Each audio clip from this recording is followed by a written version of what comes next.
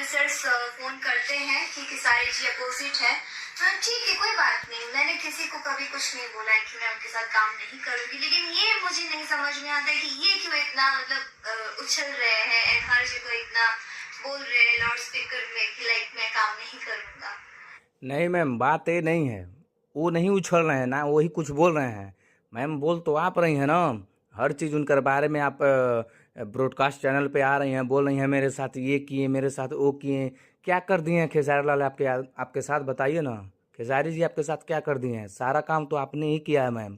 आपका मैनेजर का इतना हिम्मत हो गया कि मेरे को फ़ोन करके धमकी देगा मुझे, ये बताइए। रही बात की नफरत करने की, तो ये नफरत तो अब सारे फैन, जितने फैन आपके थे खेसारी जी के थे, खेसारी जी के सारा फैन अब आपको नफरत करता है मैम।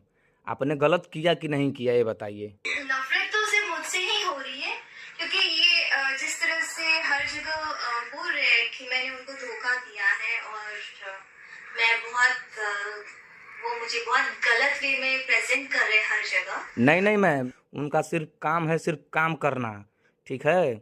और उन्होंने किसी को धोखा नहीं दिया है, ये बात आपको भी पता है मैम। वो ब्रॉडकास्ट चैनल पे आके नटई के नस इतना नहीं फा रहे हैं मैम कि काजल अगवानी मेरे को ऐसा करी, काजल अगवानी मेरे को ऐसा करी। आपने बोला है, आपने इन खेसारी जी को ही नहीं पूरे इंडस्ट्री पर दाग लगाया है मैम। समझ रही हैं बात? खेसारी जी ने आप ही के साथ काम नहीं किया है, खेसारी जी ने सारे हीरोइनों के साथ काम किया है, तो इसका मतलब ये थोड़ी हुआ कि खेसारी लाल यादव जी ने पूरा हीरोइनों के साथ यही किया है। बताइए आप, उल्टा सीधा आपने ही बोला है मैम। सो बस इस वजह से ही लोग मेरे पीछे पड़े हुए हैं और नफरत तो सिर्फ मुझी से हो रही है। और बिकॉज ये भी बनता है कि मैं गुजराती हूँ, लेकिन सबसे ज्यादा इंसानियत है मेरे अंदर। मैं कभी किसी के सामने इवेंट्स मैं भी करती हूँ, हर जगह मैं भी जाती हूँ, हर चीज मैं भी इंटरव्यूज देती हूँ, हर चीज करती हूँ। मैंने कभी किसी का नाम नहीं लिया, ना मैंने किसी के बारे में कभी ऐसा बोला, ना ही मैंने कभी ये बोला कि खेसारी ने मुझे धोखा दिया है। अगर मैं ये बोलना स्टार्ट करूँ खेसारी ने धोखा दिया है, तो फिर बहुत कुछ बातें बन सकती है। नहीं नहीं मैम, नहीं नहीं मैम, खेसारी जी ने आपको धोखा दिया है, ये बात आपने ही बोला है ब्रॉडकास्ट चैनल पे। आपने ही बोला है मैम। हम इतना जल्दी भूल गई क्या? आपको भूलने की आपकी याददाश्त कमज़ोर है क्या? मैं आपसे ये पूछना चाह रहा हूँ।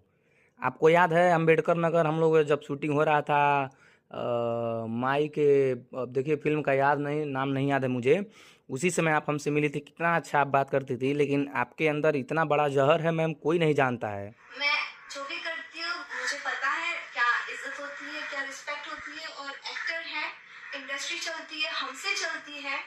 ये जिनके जो 10 लोग हैं, उन्हीं लोगों को भोजपुरी इंडस्ट्री चलानी है और उसी को आगे बढ़ाना है। तो हम ही लोग इसी में उलझे रहेंगे तो फिर इंडस्ट्री कब ग्रो करेगा?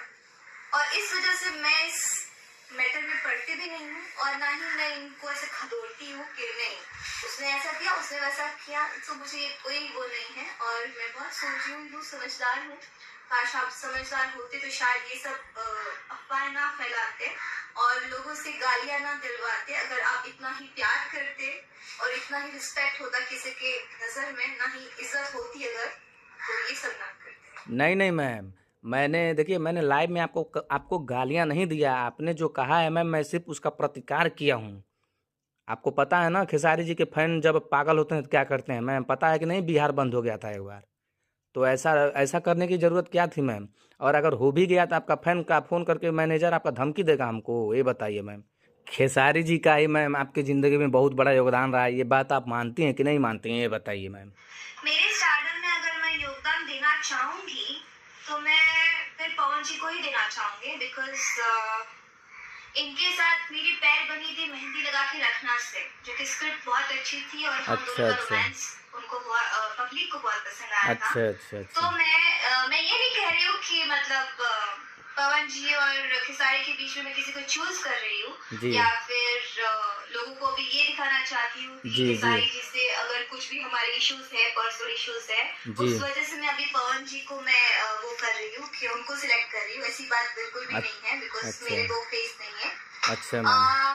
पवन जी को मैं इसलिए देना चाहूंगी बिकॉज मेरी एक फिल्म आई थी उनके साथ हुकूमत, जिसमें हुकूमत थी एंड देन उसमें जो गाने थे चिकन समान एंड चोली में अटकल फरार, और उसके बाद बहुत ब्लॉकबस्टर मेरी फिल्म आई एक भोजपुरिया राजा जिसका एक गाना था छलकता हमरो जवानिया, तो जी जी। उसके बाद जो मैं हिट हुई हूँ, लोगों ने मुझे पसंद किया है, उसके बाद मेहंदी लगा के रखना नहीं है।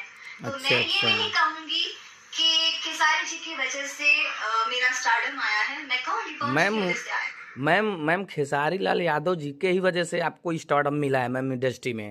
पवन जी ने आपके साथ जो भी फिल्म बनाया, हुकूमत का जो भी फिल्म बनाया, उसका गाना जब रिलीज हुआ तो मैम मुझे पता है कि चला, लेकिन आपका नाम क्या कोई जानता था कि आप ही काजल लखवानी हैं?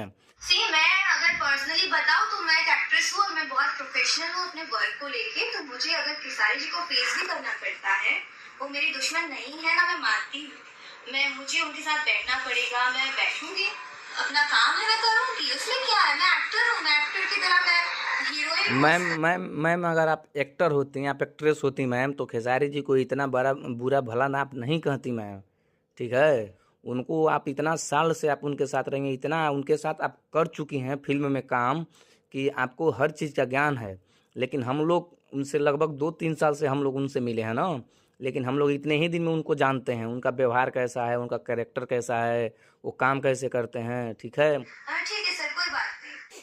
तो दोस्तों आप लोग देख सकते हैं काजल लखवानी जी से आज बात ही हो गया, और इतना कुछ होने के बाद उन्होंने अपने गलती को कबूल किया है। आप लोग खुद देख सकते हैं, खुद सुन सकते हैं, अपने गलती को कबूल किया और अपने ही गलती का इल्ज़ाम लगाया, आप लोग देख सकते हैं। तो आप लोग से रिक्वेस्ट है कि आप लोग ज़्यादा से ज़्यादा वीडियो को शेयर करें और लाइक सब्सक्राइब करें, सपोर्ट करें।